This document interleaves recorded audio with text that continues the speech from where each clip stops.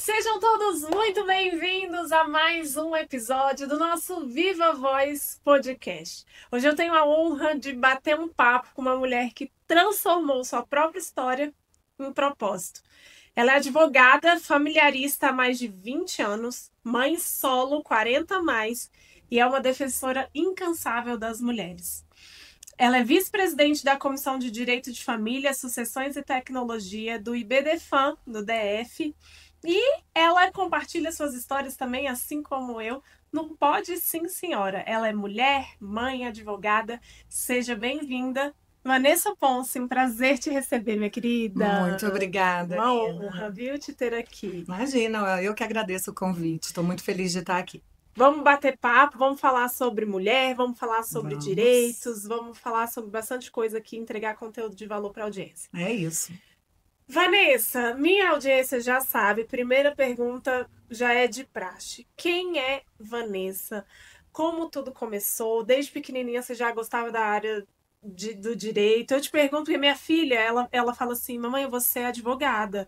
E eu falo, é mesmo, ela pode me dar dois casos que eu defendo os dois lados. Olha Então, aí. desde pequenininha, ela já sabe o que quer. Então, me conta um pouquinho sua história, tua trajetória, para a gente entender quem é a Vanessa. Vamos lá, vamos lá. Eu, talvez um pouquinho diferente da sua filha, não me via advogada. Sério? Não, não me via advogada, tanto que antes de fazer o curso de direito, eu fiz outras faculdades. Eu iniciei a minha jornada acadêmica aí pelo curso de turismo.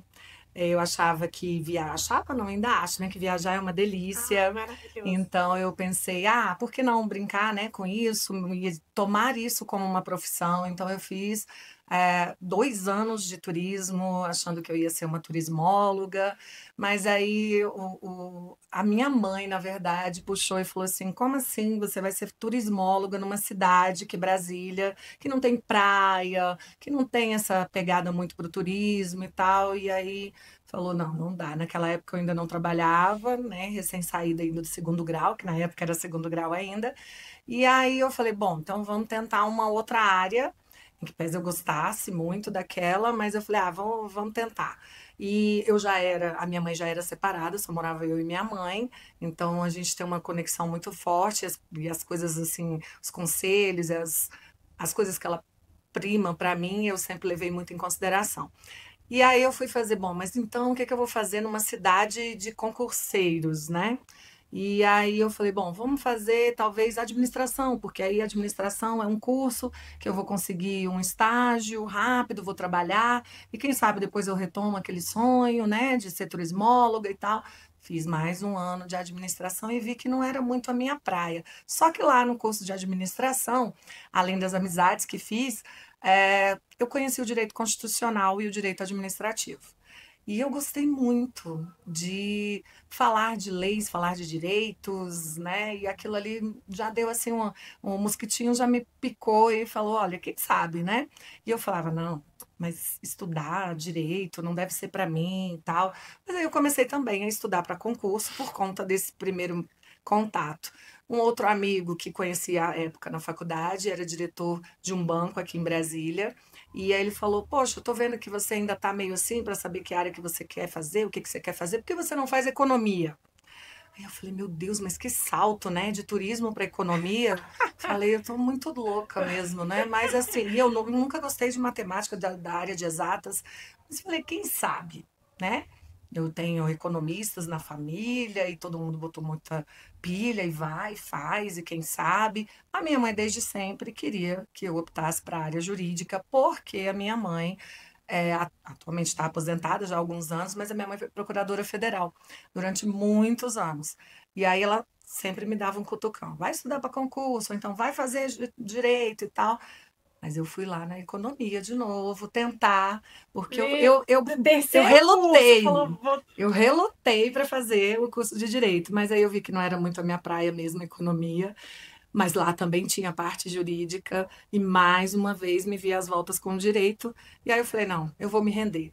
né? E nessa eu fui fazer então um curso de direito, eu estava estudando, fazendo cursinho, né? Porque aí eu já tinha saído já há um tempo do segundo grau, então eu tive que realmente me realinhar para passar no vestibular, que não era tão fácil como é hoje, há mais de 20 anos atrás aí, não era Sim, tão eu simples. falo isso para todo mundo. É, Mas você aproveitou várias matérias, né? aproveitei, Das algumas outras. matérias aproveitei, aí eu comecei a cursar e aí eu fui me apaixonando, né? Eu acho que todas as pessoas que começam a fazer uma faculdade, depois de já ter, né, uma certa experiência com outras faculdades, ela vai atrás daquilo que aquece o coração. E aí no direito, era o direito penal inicialmente, né? Falava, nossa, que coisa boa.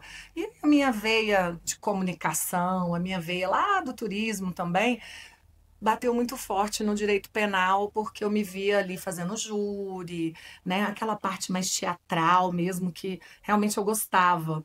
Mas aí eu gostava daquela parte, mas não gostava do crime em si. Aí eu falava, bom, só se eu for um assistente de acusação ou se de repente eu for uma promotora, alguma coisa do gênero. Comecei a estudar para concurso, enfim, no meio da faculdade já. Mas aí eu falei, gente, vou fazer os estágios, né, que são obrigatórios no curso, são 5 anos.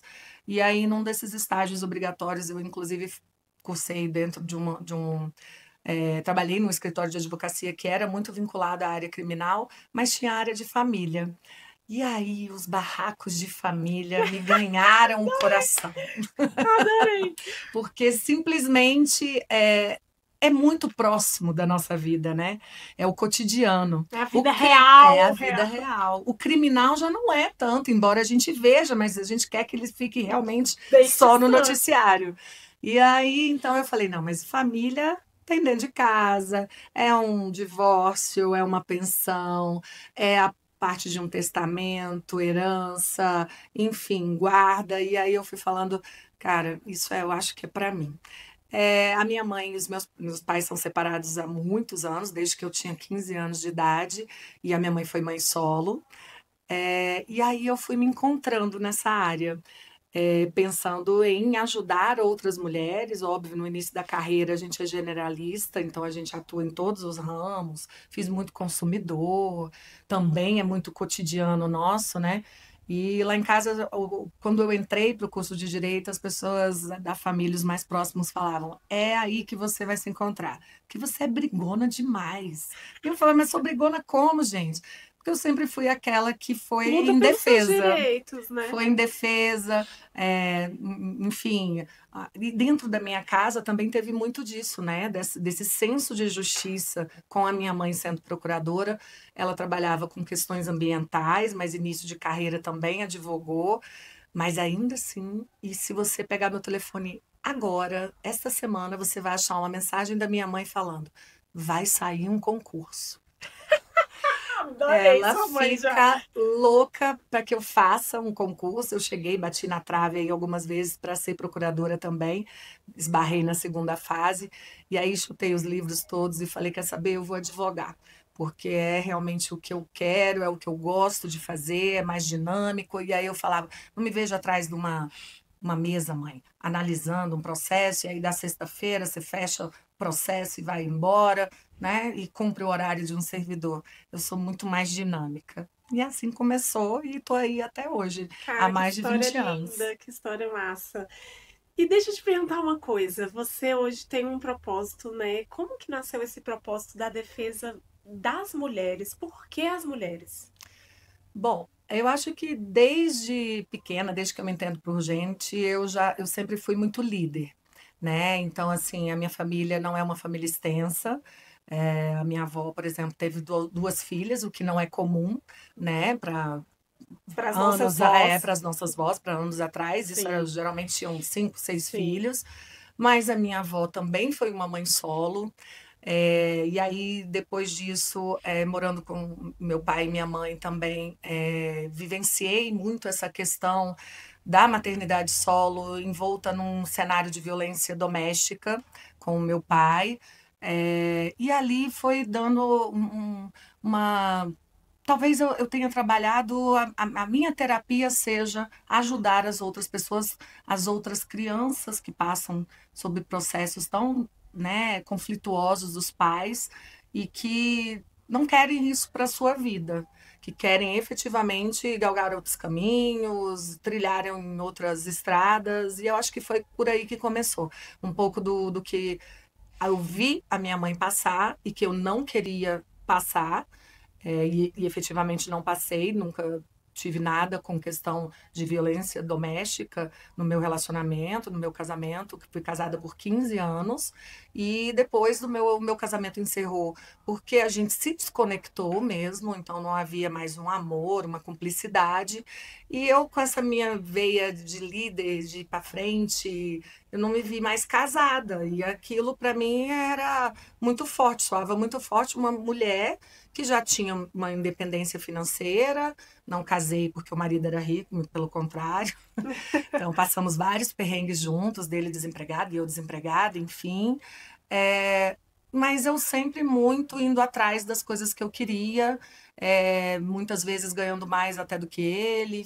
E aí eu fui para várias áreas, fui empreender, fui fazer outras coisas, fui gestora em contratos de instituições públicas e privadas, e eu estava sempre buscando, né? Eu não sou muito parada. Como diz a minha terapeuta, ela falou, não vou fazer uma análise, mas você tem um quê de workaholic. Aí eu falei, bom, então vamos começar a tratar isso na terapia, porque realmente eu não me vejo muito parada. E eu acho que começou assim, meio que uma história familiar. E aí os primeiros clientes são sempre, né, os indicados da família, né? Olha, fulano não tá pagando a pensão, ajuda aqui, faz uma amizade ali e tal. E assim foi começando a lida. Vou gerar polêmica, pode? Claro, adoro.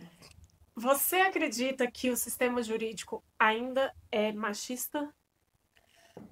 Totalmente. E quem vivencia a prática jurídica me dá razão. É óbvio, avançamos muito em termos de legislação. Aqui estou falando com bastante conhecimento no sentido da legislação que protege as mulheres, né, que vislumbra a igualdade, mas ela ainda é uma igualdade formalizada no papel. Na prática, a igualdade material que nós buscamos, a gente está bem longe. Prova disso são os próprios índices, né, de feminicídios que só aumentam. Hoje nós temos aí no país, ultrapassamos a marca de mais de 11 milhões de mães solo, num país onde se prega a igualdade de gênero. Então é muito complicado. E a gente, como familiarista, posso falar assim, hoje o meu escritório ele atua especificamente só para as mulheres. Eu não tenho nenhum homem dentro. Isso foi uma escolha pessoal e foi temporal também, né? À medida que eu fui me posicionando na internet, com, né, as redes sociais e tudo, foi feita uma seleção natural. Então, mas acontece de alguns homens buscarem o meu escritório justamente pelo fato de eu ser uma advogada, me posicionar em defesa de mãe solo e também me posicionar como uma advogada feminista. E eles buscam essa minha qualificação como uma forma de oprimir a outra parte, como uma forma de tentar falar, olha, eu tô com uma advogada que é familiarista, ela é feminista, então isso que você está fazendo é uma alienação, é isso como uma forma de intimidar. E aí, a partir do momento que eu comecei a enxergar isso, que as pessoas, os homens, e aí eu falo dos genitores, que eu falo muito lá no meu perfil, que não é pai, é genitor, eles começaram a me buscar para esse tipo de demanda, e aí naquele processo ali, numa primeira consulta, você não observa isso, ele é sempre maravilhoso, um pai presente, um pai é a mulher que é louca, a maioria das vezes. E aí esse discurso foi ficando muito forte dentro do escritório, a ponto de eu falar, não, peraí, deixa eu analisar melhor. E aí, à medida que você vai conhecendo a pessoa, né, naquele primeiro contato, ela vai dando uns sinais, num segundo contato, ok, e a partir do momento da audiência, a pessoa se revela. Então, por uma opção mesmo, e essa seleção natural que eu falei, eu advogo hoje estritamente Então, para as mulheres. suas clientes são só mulheres? Só mulheres e são mães solo. Cara, que legal, que nicho específico, né? É bem específico. E você sofre preconceito por conta disso? Todos os dias, todos os dias. A gente já nasce sofrendo preconceito por ser mulher, porque, como eu falei, essa igualdade de gênero, ela existe só pro forma, né? Então, assim, você já... Eu passei, não sofri preconceito pelo meu marido, mas, por exemplo, pessoas da nossa, do nosso convívio social já achavam estranho o fato, e até da minha própria família, eu ganhar mais que ele, por exemplo. Né? Isso já gerava um desconforto. Gerou desconforto para minha mãe quando eu fui casar, por exemplo, né? Enfim. E aí na sociedade também. Quando eu me tornei mãe solo, e eu digo que foi a partir do momento em que eu me divorciei, mas a minha filha, eu separei, ela tinha 9 meses de nascida, e ali, quando eu vi que o relacionamento não dava mais, e que eu chegava e eu trabalhava num órgão público, eu advogava, mas eu trabalhava, tinha assumido um contrato, trabalhava num gabinete de ministro aqui em Brasília, e assumi um contrato lá, e aí eu chegava, mesmo trabalhando com uma rotina louca de gabinete, assim, eu mandava, né, procurava na internet, sei lá, como estimular um bebê, fase tal, vai começar a alimentação, vai isso, aquela preocupação que toda mãe tem com a mudança de fase, os saltos de desenvolvimento, enfim, a amamentação, tudo aquilo que envolve a nossa maternidade. E aí eu mandava para ele, ele tinha mais tempo que eu, porque ele chegava antes em casa, e aí eu chegava, tava ele lá no celular, a bebê numa cadeirinha, e ele balançando assim a bebê, e eu olhava e falava, gente, mas cadê, né, os vídeos que eu mandei, estimulou, fez isso, fez aquilo. E aí ele, não, mas calma, não é assim, tal, não sei o quê. E aí eu fui vendo, olha, não, realmente não vai dar para continuar nesse relacionamento que já havia uma desconexão homem-mulher, então, mas a gente sempre acha, né? No fundo a gente acha que um filho vai salvar um casamento, que vai e não vai. Eu ia te perguntar isso agora, porque muitas mulheres eu vejo que para segurar o casamento, acho que o filho, né, uma gestação segura. E eu sou mãe de 4 e eu falo, pessoal, se vocês não tiverem um equilíbrio É, muito forte, um relacionamento muito assim conciso, duradouro, o filho faz separar. com certeza. Porque, assim, a sobrecarga materna, ela é muito real. E isso é da natureza, eu acredito, né? Mas É, isso não diminui a responsabilidade do homem como claro que o não. pai, Claro que entende? não. E a Então, gente tem que realmente parar com esse conceito de romantizar essa maternidade. E o que eu tento trazer no meu perfil, e dentro das minhas peças também jurídicas, é exatamente isso. O judiciário já tem se posicionado com uma questão do cuidado, né, do trabalho invisível da maternidade, que leva a altos índices, inclusive, de doenças mentais, doenças físicas nas total. mulheres, nas mães, E não só mentais, no né? puerpério, mas para toda a maternidade, né? Eu falo assim, cada salto de desenvolvimento da criança é um salto de desenvolvimento materno também, porque quando você acha que você aprendeu a lidar com aquele tipo de situação com aquela criança, Já passou, ela é já outro. passou, já é outra e você já se refaz e vai e vai. E eu falo o seguinte, para quem estiver nos ouvindo, talvez seja meio polêmico, mas eu digo que a maternidade, toda maternidade tem um pouco de mãe solo. Toda mãe é uma mãe solo, ainda que casada. Porque existem várias mulheres com as quais eu me relaciono, conheço, amigas, que estão casadas e que são mãe solo. Porque não tem realmente a contribuição do pai dentro de casa, né? Nos cuidados diários, na rotina. Agora, é aquilo que você falou, num relacionamento, você tem os combinados, Exato. né? Então, assim, tem mulheres que eu conheço que estão casadas e aí falam: não, nosso combinado aqui sou eu que vou levar, sou eu que vou buscar, eu que vou participar, e ele vai prover. Se o seu combinado é esse e você tá bem com isso, ok, né? Eu, Vanessa, não me vejo nessa situação, assim como eu não vejo várias das mulheres que eu faço defesa nos processos. Então, eu acho que toda maternidade tem um quê, sim, de maternidade solo. E muitos falam, né? Ah, mas olha, lá vem ela, já quer divorciar, ela gosta do divórcio, ela gosta da briga. Não, a advogada familiarista, ela não está para dizer para você assim, divorcia, vai, larga logo ele ou ela, né, e tal. Não, pelo contrário, a gente é da família mesmo, né? É do seio familiar, entende que um filho dentro de uma família sendo bem amado, sendo cuidado, né? Isso é o melhor para o desenvolvimento de qualquer ser humano. Agora, se você está envolto num relacionamento onde não existe mais cumplicidade, não existe mais amor, e pior, ainda é um relacionamento tóxico, violento, aí realmente isso só vai fazer mal para aquela criança, né? Então, Você fala muito para mulheres 40 mais, né? Eu queria que. Você acha que é mais injusto ainda para as mulheres 40 mais na questão da maternidade? olha, eu acho que, casando um pouco com a pergunta que você falou, a questão do preconceito, isso dá um salto. Porque quando você é mais jovem e você se torna uma mãe solo, é, em todo momento você precisa, em qualquer idade, obviamente, de um acolhimento.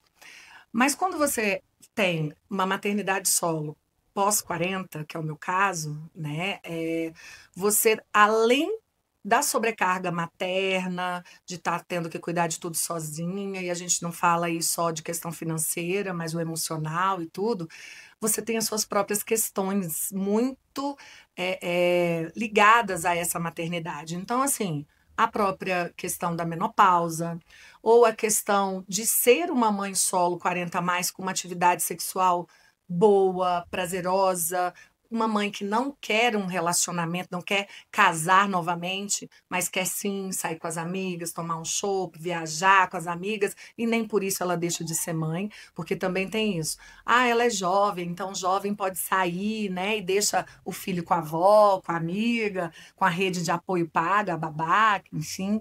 Mas quando é 40 a mais já fala: "Nossa, mas você vai pra balada? E sua filha?", né? Então aquilo que O você escutava julgamento é um pouco antes, maior, com né? certeza, aquilo que você escutava antes agora ainda tem um plus, né? Então assim, eu acho que a gente sofre preconceito muito mais, além as nossas próprias questões, a gente ainda tem que lidar com isso também.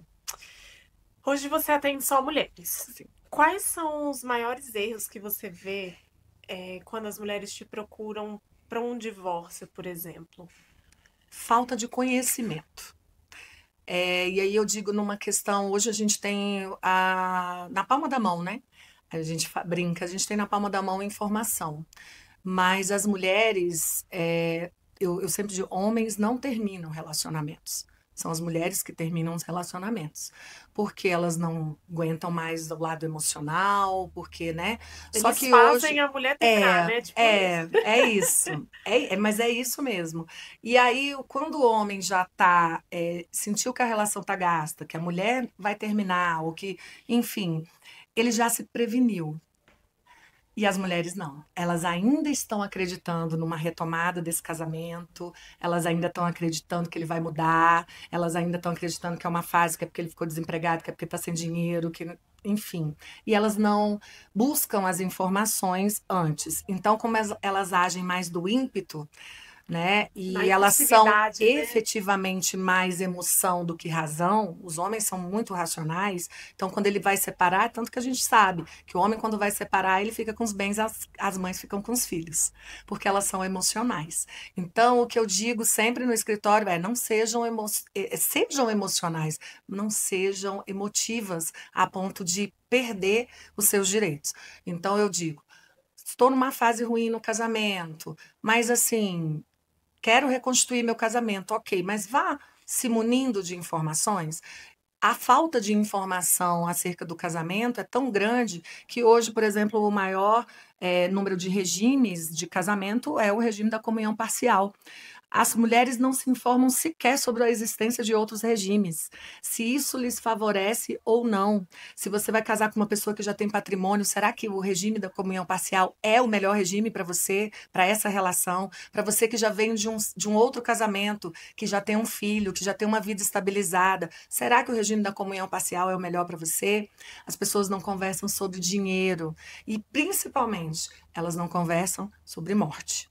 Então, quando eu falo, Ah, mas doutora, você já tá. Eu vim aqui pedir uma orientação para Você eu tá me casar e você jogando a morte do meu já marido. tá falando que se ele morrer, o que que vai acontecer? Sim, gente. Todo mundo, a única certeza que a gente tem é que uma hora vai morrer. E como que você quer que fique o seu patrimônio, os seus filhos, os filhos comuns do casamento, os filhos havidos de outro casamento? Então, as pessoas têm que conversar. E embora hoje você tenha a informação na palma da mão, você tem que saber de onde buscar essa informação. Então, eu sempre digo, todo mundo tem um médico que ele gosta, um dentista que ele gosta, tenha um advogado que você goste e que você se aconselhe com ele. Não É precisa de como ir para o escritório só para divorciar. É como se fosse um contrato de negócios, né, Sim. Vanessa? Assim, eu tenho algumas empresas e sempre falo para as pessoas. Eu li um livro, eu não vou lembrar o nome do autor, mas chama O Código Negro do Empreendedor, que ele fala: você tem que começar uma sociedade já pensando em como que ela vai terminar. Uhum. Porque ali no momento que tá tudo lindo e maravilhoso, todo mundo, né, feliz, à flor da pele, vocês já vão definir ali, olha, se acontecer isso, se acontecer. Porque quando o negócio tá pipocando, pegando Ah, é. fogo, aí você foi, não sei o Exato. quê, você fez isso, você fez aquilo, aí os negócios estão à flor da pele e é muito pior para separar.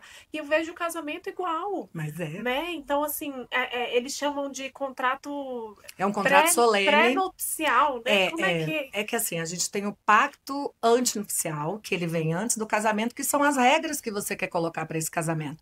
Inclusive, acerca de outros regimes em que você pode colocar num pacto pré-nupcial, assim, cláusulas, por exemplo, se houver uma traição, ter uma indenização. Você pode colocar num pacto pré-nupcial como que vai ser a questão da criação dos filhos, da prole, sabe? Ah, eu sou judeu, ela é Uhum, cristã, ela é católica, para que rumo que vai, total. entendeu? Então, assim, há muito que os escritórios de advocacia podem contribuir na relação, que não só no fim da relação, mas para boa constituição. E quando você fala de contrato, casamento é um contrato. Juridicamente falando, em termos de conceito, o casamento é um contrato, um ato solene. Tanto que até rodou na internet uma vez aí uma jovem que foi ao casamento e lá na hora ela brincou, ali na hora do casamento, na hora do sim, Ela disse e não. ela disse não, e o casamento encerrou. Ele não pode dar continuidade, porque ele é um ato solene de vontade. Então, a partir do momento que você fala não, acabou, encerrou. E assim, toda a festa, tudo que estava preparado, teve que ser reagendado, porque ali não poderia mais existir o casamento. Então, eu acho que, assim como um contrato, daquelas pequenas letrinhas lá que você quase nunca lê, se você faz um bom contrato, que você lê todas as cláusulas, que você efetivamente participa da construção daquilo, a chance de dar certo é muito maior. E é como eu falei, a única certeza que você tem é que você vai morrer, mas eu te dou outra, é de que você vai se separar, seja pelo divórcio, Ou seja pela pela morte. morte. Então, você ter muito consciência e ciência daquilo que você quer, estando numa boa com seu parceiro agora, hoje, é o melhor dos mundos, porque pode ter certeza. Depois, quando você já está num desgaste dessa relação, aí vira antes meu bem, depois meus bens, meus bens. Não tem como fugir disso. Gostei. É, Você falou muito agora que como aumentou os casos de feminicídio, sim. né? Você tem recebido muito, como assim, porque eu vejo que hoje a relação entre homem e mulher, ela tem é, sido mais, muito pelos gurus da internet, do tipo assim, o marido tem que ser o provedor e a mulher tem que ser a do lar, né, a dona de Uhum. casa, cuidar dos filhos, ter aquela coisa de proteção. E a mulher acaba deixando de ter aquela independência financeira, e isso tudo faz com que ela não tenha a possibilidade de sair daquele Uhum, casamento, sim, principalmente porque ela fala, como que eu vou criar meus filhos? Como que eu vou exato. dar um suporte para os meus filhos, visto que ele é o provedor, ele que bota dinheiro em casa. E muitas vezes essas mulheres elas vão entrando num relacionamento tóxico e que elas às vezes nem percebem que estão. Sim, E que fica difícil, porque às vezes você tá tão inserida ali numa relação que você não consegue nem perceber. E muitas vezes o homem, ele ainda a culpa, né? A mulher, às claro. vezes, ainda. Por muitas vezes eu vejo mulheres relatando: ai, mas é porque eu que escolhi isso, ou então porque eu. Como que você enxerga toda essa relação, essa relação também com as redes sociais que hoje em dia tá rolando, né? É um aumento enorme de feminicídio. Como que Vanessa enxerga tudo isso? Olha, eu acho que hoje a Lei Maria da Penha, esse ano, ela fez aniversário. Nós tivemos agora algumas alterações na Lei Maria da Penha e o acréscimo da legislação em determinadas áreas que protegem as mulheres, né? E aí vai muito ligada a essa informação que eu estou te falando. Hoje você consegue se informar. Agora, trazendo dados para você, a maioria dos casos de feminicídios já teve uma agressão anterior. Quando chega na agressão física, Anterior você fala com outro anterior relacionamento. dentro de um próprio relacionamento ou com outro Tá. relacionamento. Porque a escalada da violência, ela passa por algumas fases. Então, é primeiro aquela violência moral, é um xingamento, né? Depois você pode ir para uma violência, às vezes, até sexual. E sim, homens cometem violência sexual dentro dos casamentos a partir do momento que você não respeita o não. Perfeito. Né? Então, a famosa frase, ai, amor, hoje não, que eu tô com dor de cabeça, o não é o não.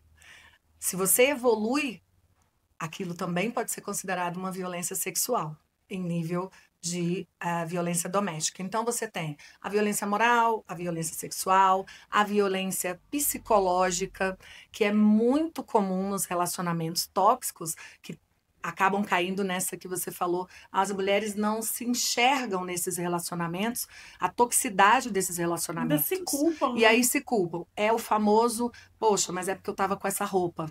Exato. Poxa, mas é porque eu falei tal coisa. É, Ah, eu provoquei. Ah, eu, né, exato. assumi determinada postura. E aí as mulheres meio que vão validando esses comportamentos que são plenamente violentos, abusivos, e elas vão mascarando essas violências. A partir do momento que você passa por esses 3 ciclos e o alerta ainda não acendeu, você pode ter certeza que o próximo vai ser uma violência física.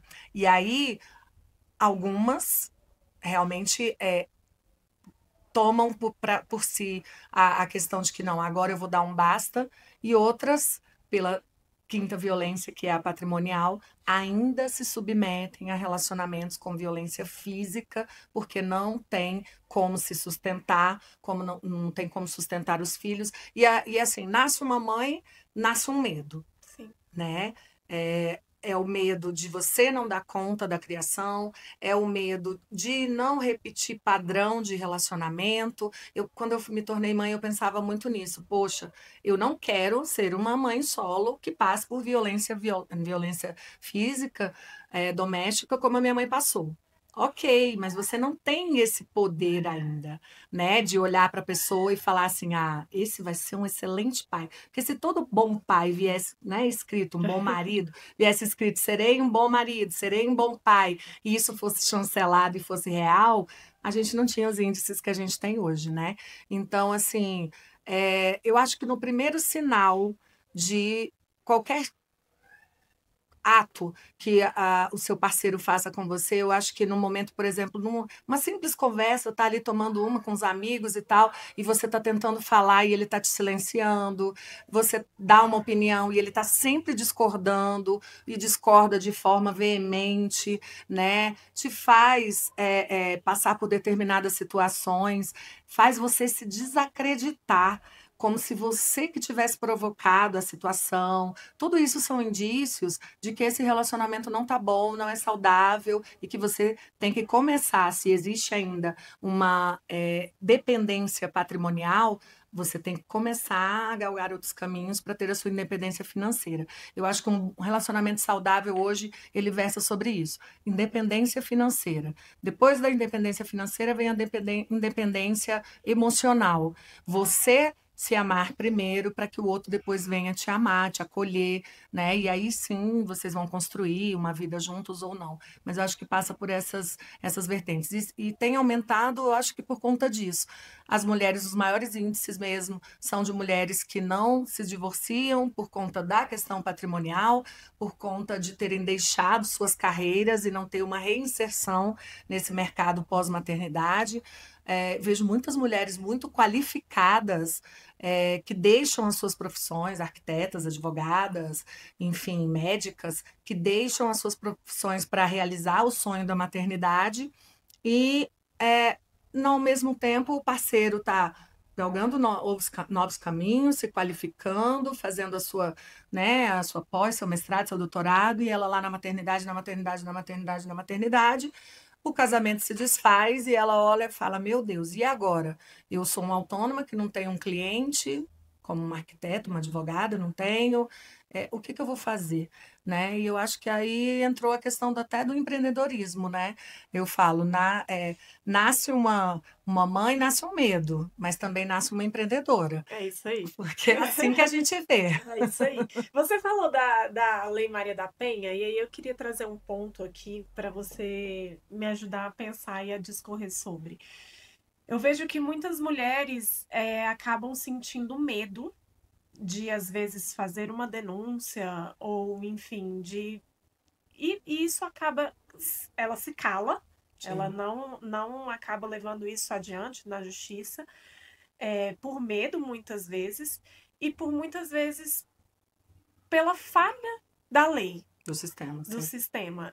Já vi alguns casos de, inclusive, comprovações, né, tanto física, e que às vezes chega, infelizmente, aí eu vou fazer mais uma polêmica, num juiz homem, Sim. e que aquela medida protetiva ou aquela proteção daquela mulher cai, né?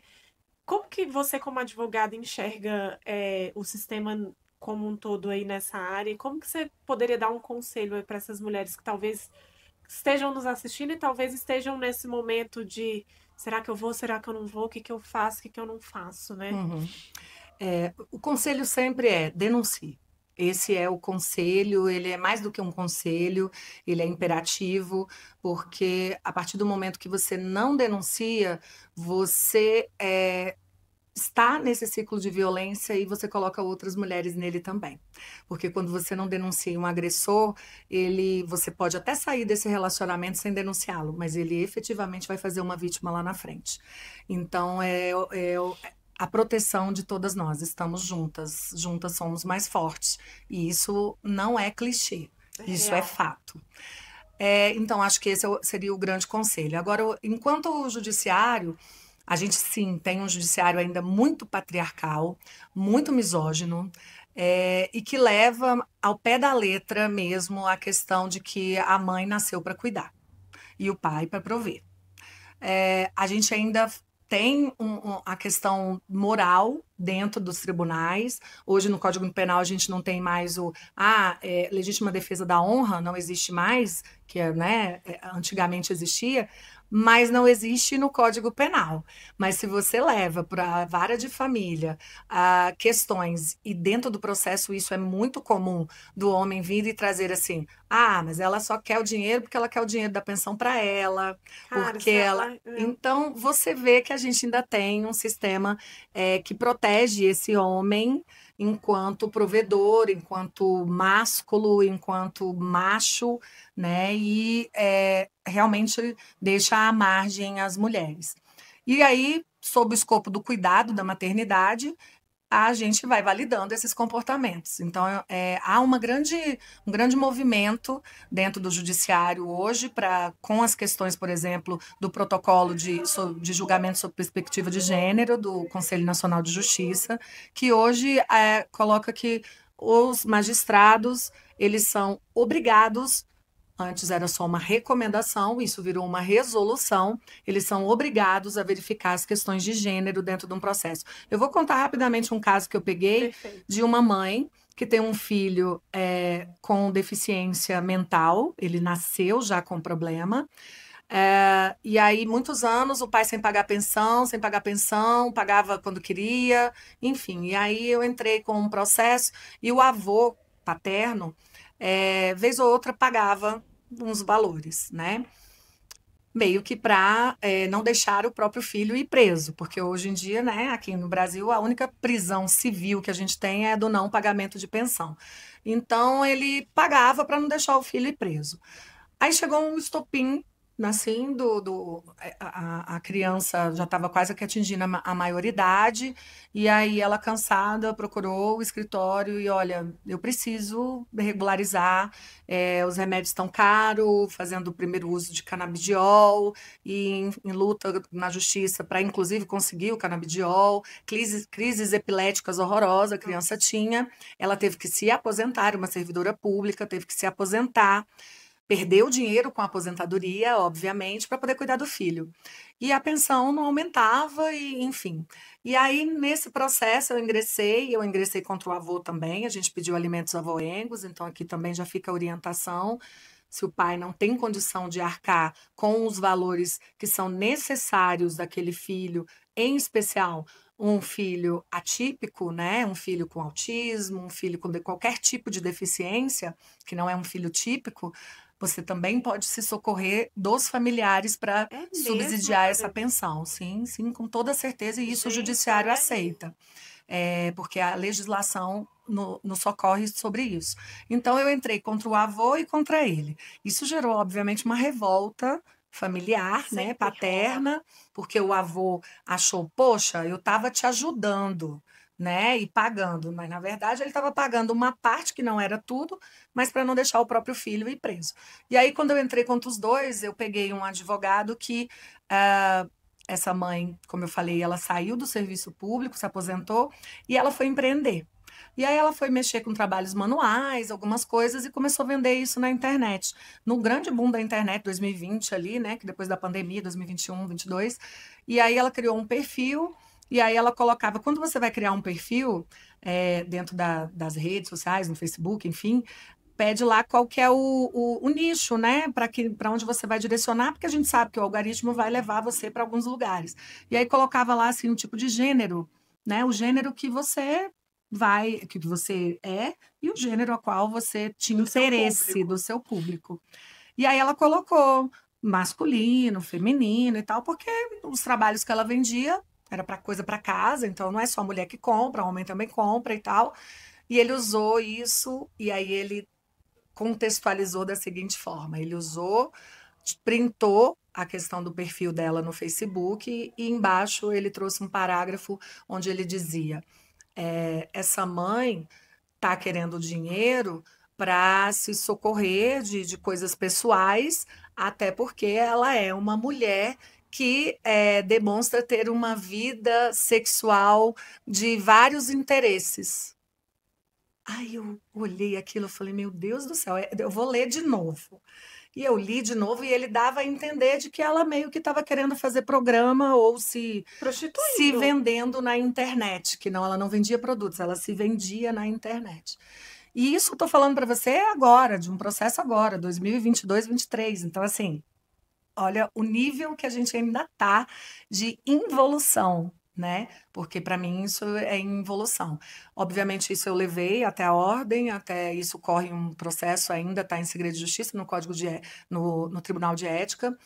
E eu exigi uma postura do juiz também, né, que oficiasse a ordem, porque aquele tipo de comportamento do advogado ele não pode ser permitido. né? Então, assim, quando você tem uma parte que acusa a mãe de determinadas coisas, e a gente sabe que eles acusam, é igual a história da vítima de estupro, né? Ah, é porque ela provocou, ah, é porque ela estava com tal roupa, ah, por quê? Então, assim, nunca a culpa é dele, a Sim. culpa é da vítima. E aí você acaba revitimizando, né, essa vítima, colocando ela mais uma vez num lugar que não lhe pertence. Ela é vítima, e uma vez vítima, ela não tem que estar se justificando. Isso dentro de um processo de família é desumano, Ainda com uma né? criança Com uma atípica. criança atípica. Então, assim, foi muito forte isso para mim.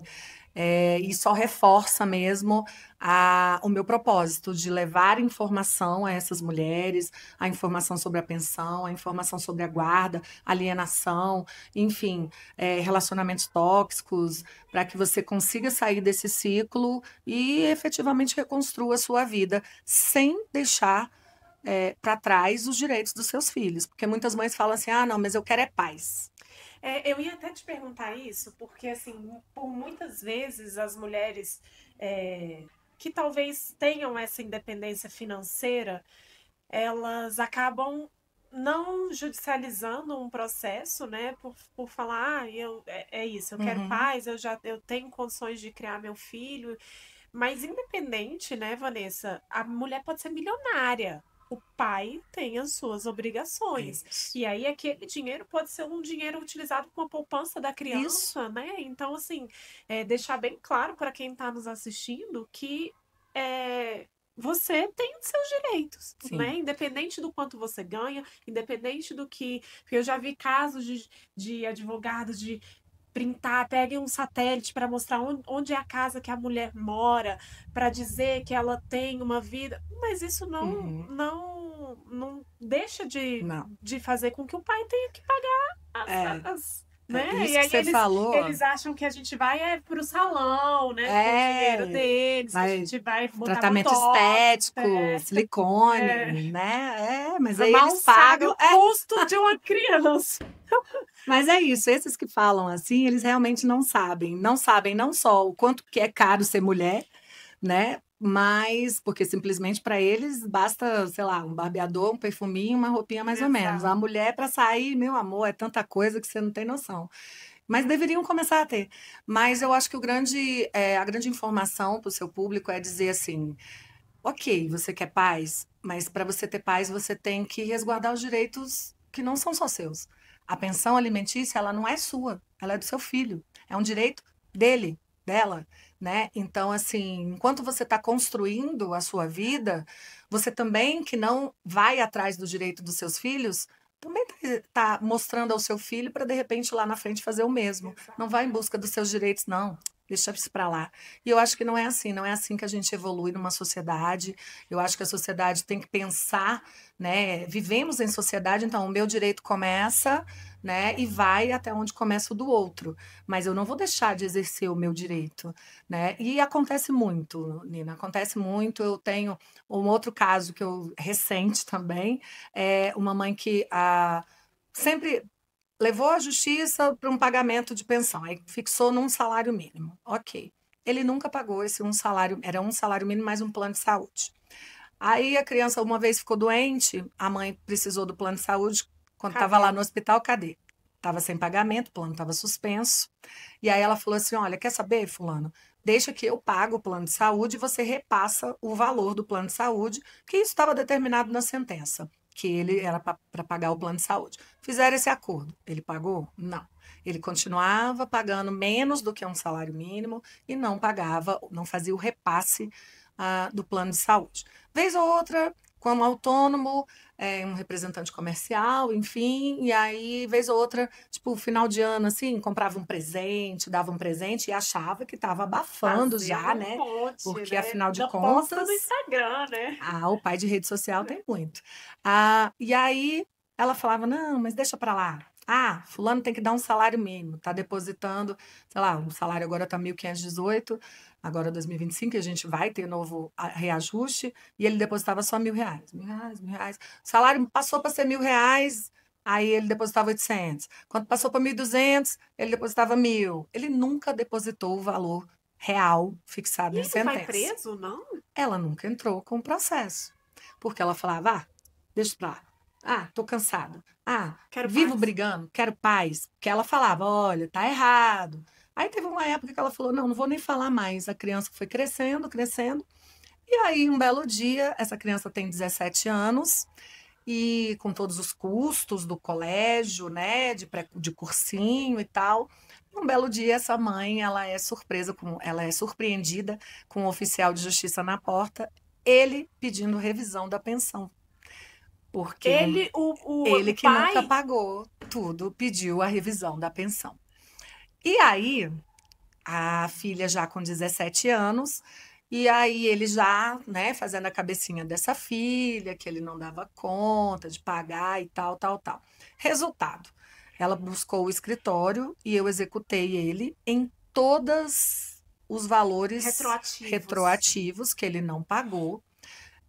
Isso tem um prazo, né, prescricional de 2 anos, então você executa os 24 meses anteriores pelo rito da expropriação, que é o rito em que você pega dinheiro, não é o da prisão, e os 3 últimos meses pelo rito da prisão, porque pelo rito da prisão tem que ser a pensão atual, né? Então, os 3 últimos meses que o STJ define como sendo a atualidade dos alimentos. E aí eu executei no rito da expropriação, aí fiz a petição para executar no rito da prisão. Aí ela, não, a prisão não, porque, nossa, minha filha vai ficar muito ruim. E aí ela segurou de novo. Ok, aí ele entra com esse pedido de revisão. Na primeira instância, ele ganha. Na primeira instância, o juiz fixa, de acordo com os recibos que ele juntou lá, e ele teve uma quebra de sigilo também, que eu solicitei e foi deferida, mas não tinha dinheiro na conta. E um pai que não paga a pensão direito, depois ele entra com um processo para revisar, ele jamais vai deixar um dinheiro na conta. Né? Então, ele hoje tem um outro relacionamento e é a mulher que banca ele, essa é a verdade. E aí, simplesmente, o juiz da primeira instância concedeu e reduziu essa pensão para 70% de um salário mínimo. E aí eu fui para o tribunal, eu fiz uma sustentação oral e eu achei aquilo um absurdo, né, sem precedentes. E aí a turma reformou a decisão e aí obrigou ele agora a pagar mais do que ele pagava antes. Então, a moral da história é: enquanto você está achando que você está tendo paz, o cara que não paga a pensão, o cara que não é pai, porque pai não é só pegar, levar ali e tirar uma foto e dar um presentão, um iPhone no final do ano. Não. O pai se ele tem uma obrigação legal de sustento, ele se vira, ele vende água no semáforo, mas ele vai dar conta, porque a mãe, se faltar dinheiro, ela vai fazer isso. O pai não. Então, não se acovarde em defender os direitos dos seus filhos, porque uma hora pode acontecer isso com você. Você não foi atrás e ele achou que estava no direito dele de simplesmente reduzir aquilo que nem ele pagava direito. E o tribunal acolheu. Se não é um tribunal e a gente não recorre de uma decisão, agora você imagina, gastou com advogado, gastou com tudo isso, sendo que uma coisa lá atrás já podia ter sido resolvida. Né? Então, assim, vá em busca dos seus direitos, dos direitos dos seus filhos, porque para mim ter paz é ensinar o meu filho, a minha filha, a ir em busca dos direitos dela. A sua filha é uma menina, né? É uma menina. Você fala sobre o feminismo com ela, você conversa, como que é essa educação da Vanessa? Olha, eu vou dizer para você que eu tô naquela fase, a gente estava falando, né? A mãe solo, 40 mais, além das próprias questões, né? Ainda vem nesse crescente. Eu tenho uma filha de 8 anos nesse mundo de meu Deus, né? Com toda essa carga de preconceito que a gente vive, de relações plurimas também dentro da sociedade, enfim. Então, a gente lida com as questões da adolescência já, né? Uma pré-adolescente eu tenho dentro de casa, que ela já se acha. E aí, um dia desse, eu me peguei explicando para ela o que era mãe solo. porque eu gravo os meus conteúdos, eu gravo em casa, gravo no escritório, E ela enfim, vê. ela vê, né? Sou eu e ela dentro de casa. E aí, mamãe, o que que é mãe solo? Mamãe, isso assim, e ela está numa fase de questionar as coisas, né? Então, assim, passamos recentemente por um episódio de bullying na escola. Ela cortou os cabelos agora, em outubro, para uma campanha, inclusive. Na verdade, ela queria cortar os cabelos. Eu tenho uma amiga que tem um projeto que chama Perucas do Bem, até divulgando aqui. E ela costura perucas para entrega todo outubro rosa no hospital de base. E aí a Pérola já estava querendo cortar os cabelos, ela tem um cabelo cacheado, bem volumoso, lindo e tal. E aí ela, mamãe queria cortar o cabelo, queria cortar. Eu falei, vamos esperar a campanha da Tia Beta, porque a gente vai doar os seus cabelos. Levei lá e tal, e ela, para mim, ela ficou maravilhosa, óbvio, né? E aí ela chegou e ela estava se sentindo, se achando linda, sabe? Aí no dia que cortou os cabelos, aí ela foi em casa, tomou um banho, mas a Roberta é maquiadora também, então ela fez assim um delineado, rosinha no olho. Ela estava se sentindo. E ela foi para aula. E eu fui levá-la e a professora me chamou, a gente lá na porta conversando outros assuntos. E aí, daqui a pouco, menina, essa criança abre a porta aos prantos, chorando, chorando. E o que que A Pérola. aconteceu? Filha, o que que aconteceu? Mãe, fulano disse que eu tô com a cabeça de capacete, que o meu cabelo é pichain, que o meu cabelo tá horrível. Aí a mãe aqui, né, feminista, dá aquele comichão no estômago, dá vontade de pegar a criança e jogar ela na parede? Dá, claro que dá. Tive vontade, tive, fiz? Não. Mas eu me abaixei e comecei e olhei nos olhos dela e falei, filha, existe uma coisa chamada liberdade, eu falei para ela. Aí ela ficou assim me olhando, eu falei, filha, você quando saiu lá do salão da Tia Beta, você estava se sentindo como? Você não estava se sentindo linda? Sim, mamãe.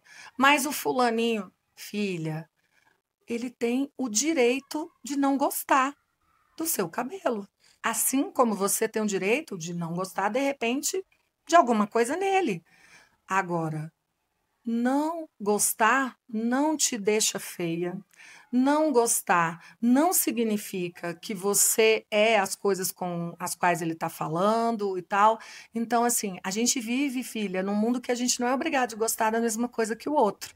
Mas ele tem que aprender a respeitar aquilo que você gosta, né, professora? E aí eu incluí a professora na conversa. E aí eu brinquei com ela, falei, filha, agora mesmo, na hora do almoço, você gosta de frango. E a mamãe não deixa de comer uma picanha nunca nessa vida. E você não gosta da carne. E tá tudo bem. Por quê? Porque eu te respeito assim e você me respeita assim.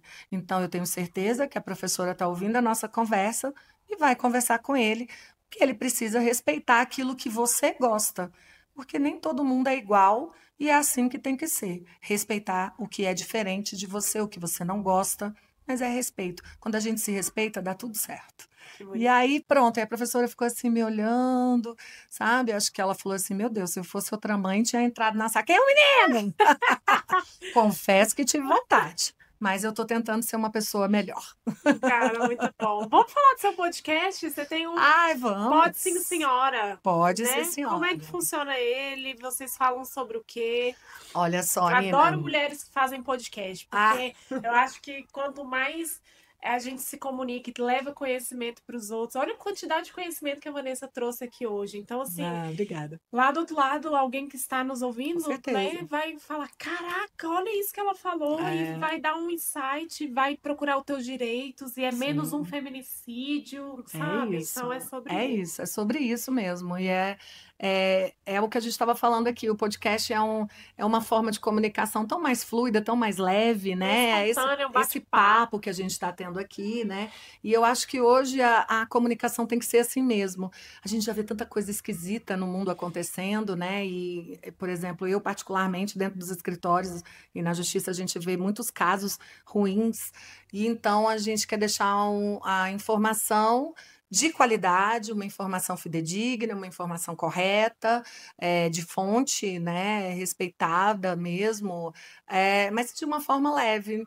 Assim como hoje eu trouxe um monte de conteúdo, um monte de coisa que são da minha rotina profissional e até pessoal, que eu contei aqui, mas é uma forma muito mais gostosa. Então e a vida está atropelando a gente, o tempo é escasso, todo mundo só tem 24 horas, mas parece que as mães solo têm mais, porque a A gente gente faz milagre. acha, né, que a gente tem mais. E aí é uma forma de você ter informação, se divertir também, Se você enfim. reparar, até os jornais hoje, né, já estão com uma Com comunicação certeza. Sair um pouco diferente daquele daquela, formalismo, né? né? William Bonner que nos diga, Exato. né? Então, assim, eu acho que é a nova comunicação mesmo, né? Essa informação mais rápida. A nova geração também, ela não tem mais paciência. É. Diferente de nós, da nossa geração, acho que a gente se tá próxima ali de idade, em Eles que não sabem eles viver não o sabem. tédio, o Não ócio, eles não sabem, eles sabem. não sabem o que é isso. Então, assim, eu com uma criança de 8 anos em casa, eu sei, ela cansa rápido das É. coisas. Então, a informação tem que ser assim também. E tratar temas sérios, como esses que a gente tratou, algumas coisas aqui de forma mais leve, eu acho que grava um pouco na cabeça. Então, eu tenho, sim, com a minha parceira, doutora Kelly Assunção. A Kelly também é advogada familiarista e ela é especialista na maternidade atípica, porque ela lida com os autistas, com todo tipo de deficiência, inclusive ela é coordenadora das APAES aqui em Brasília, e a gente conversando e a gente se conecta muito, a gente tem umas histórias parecidas, e aí vamos fazer um podcast? Tem vontade de conversar? A gente gosta de conversar, a gente sentava assim, ó, e começava a tomar café e conversar, inclusive depois daqui vou encontrar com ela. E aí ela Já falou, deixo meu bora? convite para Kelly vir aqui. Então, Kelly, amiga, já está Já tá convidada. convidada E para aí vir para o você já Viva puxa Voz. a pauta das pessoas com É deficiência, porque ela é isso. sensacional nisso. Inclusive, eu aprendi muita coisa com ela, da própria nomenclatura, Não, né? e eu adoro, porque eu tenho uma escola, né, de artes, então Então pronto, eu vocês vão tenho conectar muito muito. aluno atípico. Vocês vão conectar muito. A Kelly é Maravilhosa. maravilhosa. Kelly já está convidada, hein? Kelly é minha parceira de paixão. E aí nós resolvemos, e aí pensamos no nome, a gente até patenteou mesmo, Registrou. registrou isso, e aí ele chama Pode Sim Senhora. Inicialmente a gente pensou de levar outras advogadas, então era papo só de advogado, e várias advogadas nós já levamos, pessoas de muito renome em Brasília e fora. E aí agora a gente está reformulando o Pode, já tem alguns episódios no ar, vários episódios, na verdade, se você quiser seguir o canal, botar lá no YouTube, é só ir atrás de Pode Sim Senhora, tudo junto com o Demudo. E tem o perfil também no Instagram, onde a gente coloca só umas esquetezinhas do que é cada um dos episódios. Tá no ar o último episódio, no penúltimo a gente tirou dúvidas, porque aí acabam chegando as dúvidas que são muito recorrentes dentro dos escritórios. A gente resolveu levar para os perfis, cada um tem o seu perfil, e aí a gente levou para o Pod também e gravamos um episódio só de as principais dúvidas das mães solos, as principais dúvidas das mães atípicas, enfim. Esse episódio também está no ar, todos eles estão no YouTube. E o último agora, com esse boom do feminicídio, tinha acabado de acontecer a questão com a Juliana, que foi aquela moça que foi agredida dentro do elevador, com 61 socos. Eu tive a oportunidade de conhecê-la agora no no início de outubro, final de setembro, na Conferência das Políticas para as Mulheres, aqui em Brasília, um congresso nacional, conferência nacional, e ela deu uma palestra e ela falava exatamente isso, olha, eu senti que eu ia ser agredida e estava tudo filmado. E eu falei para ele, tá filmando. E nem assim ele parou. Nossa, me arrepiei. Então, assim, eu achei aquilo assim muito Forte. forte. E aí eu falei, gente, não é possível que a gente ainda viva numa sociedade. Isso deve ter alguma explicação científica, psicológica para esse machismo tão por que um Doentio, homem isso é não aceita as vitórias femininas, né? O não de o fim de um relacionamento. E aí o último episódio do Pode Sim Senhora nós convidamos um psicanalista que ele tem uma Homem? vertente, um homem, foi o primeiro homem que legal. nós convidamos.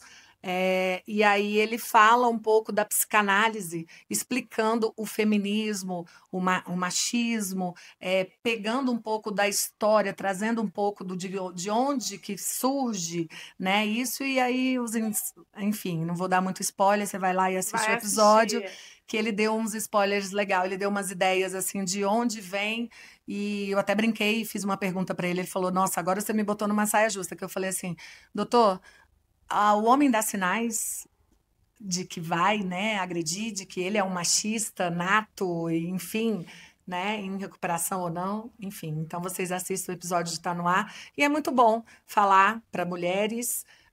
Foi o único homem que a gente levou até agora, mas eu acho que foi bem legal, assim, um especialista. E a gente está, através do Pode Sim Senhora, levando informação para essas mulheres, porque a gente fala muito que informação é poder. E você pode muito, porque isso pode, sim, senhora. É o nosso lema. Que legal. Cara, que conteúdo, que mulherão agora que eu Obrigada. entrevistei. Obrigada demais, Vanessa. Foi um prazer. Mas a gente vai terminar fazendo um bate-bola. Bora. E esse bate-bola vai ser diferente, que eu vou fazer com você. Eu vou te falar uma frase. E aí você vai responder sim, senhora, ou nem pensar. Tá. Se você quiser discorrer também um pouquinho sobre o assunto, não tem problema, tá? Tá bom. Amor depois dos 40 é melhor. Sim, senhora. Ex bom é ex distante. Sim, senhora. Toda mulher deveria ter um advogado de confiança. Sim, senhora. Advogar é mais sobre escutar do que sobre falar. Com toda certeza, sim, senhora. Dá para ser feminista e acreditar no amor romântico? Sim, senhora. Sim, senhora. Filhos nos ensinam mais do que qualquer diploma. Todos os dias. A maternidade, eu falo, ela não veio para te limitar, ela veio para te expandir. Eu brinco, eu falo, quando nasce um filho, a maternidade nasce junto, né? Às vezes eu vejo amigas gestantes falando, ai, como que é isso? Vou fazer um curso disso. Mulher... Não tem manual. Não tem manual. Você vai nascer seu filho, você nasce a maternidade junto isso. e você vai aprendendo ali diariamente. Com certeza. A gente nunca Todas tá as fases. 100% pronta, mãe. Nunca. Cada hora eu falo pro meu pai, eu falo, nossa, a Isabela tem uma de 17 já. Eu falo, nossa, Isabela com 17 é tão bom, né? 17 anos, ele fala... É uma outra fase, né? Ele fala, você vai ver com 40, quando tiver toda a idade de vocês, assim, é maravilhoso. Então, cada fase é uma. E não deixa de ter a preocupação, porque com 17 você tem outras preocupações. Total, com 8 ali você tá tudo aqui. Tá debaixo da minha asa ainda. Exato. O divórcio pode ser um recomeço bonito. O divórcio é um recomeço, você realmente renasce. Você descobre coisas sobre você e sobre o outro, infelizmente, mas muito mais, o divórcio é muito mais sobre você, sobre aquilo que você quer para você, para os seus filhos e até para o mundo. Mulher não precisa dar conta de tudo. Nunca. Mulher não precisa e ela não é obrigada a dar conta de tudo. Eu falo que a famosa frase, né, de que a mãe é uma guerreira, não entra nessa. Guerreira é a Xena. Não somos guerreiras. Somos vencedoras. Somos vencedoras do dia a dia. Todo dia a gente vence uma batalha. Todo dia. Seja conosco mesmo, com tudo que a gente vive, seja com a própria maternidade. Então, sim, a questão do divórcio ser um recomeço, ele é. E eu acho que a gente se descobre muito mais depois da maturidade, enfim, é um momento mais do seu despertar. E por último, maternidade solo é escola de força. Diária.